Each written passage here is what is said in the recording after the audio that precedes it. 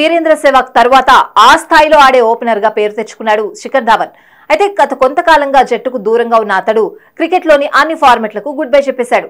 వాస్తవంగా టీమిండియాలోకి 2010లో శిఖర్ ధావన్ ఎంట్రీ ఇచ్చాడు. 2013 మార్చి 14న ఆస్ట్రేలియాతో జరిగిన మ్యాచ్ లో టెస్ట్ జట్టులోకి ఎంట్రీ ఇచ్చాడు.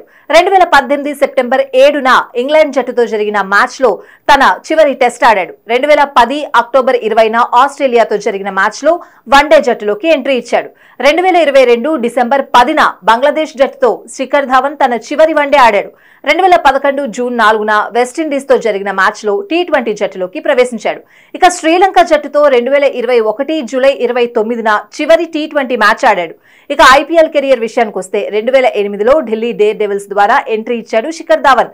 2009, 2010 వరకు ముంబై ఇండియన్స్, 2011, 12కు దక్కన్ చార్జర్స్, 2013, 18 వరకు సన్ రైజర్స్ హైదరాబాద్, 2019, 21 వరకు ఢిల్లీ క్యాపిటల్స్, 2022 నుంచి పంజాబ్ జట్టుకు సారథ్యం వహిస్తున్నాడు. ఆస్ట్రేలియాకు చెందిన ఆయేషా ముఖర్జీని శిఖర్ ధావన్ 2012లో పెళ్లి చేసుకున్నాడు.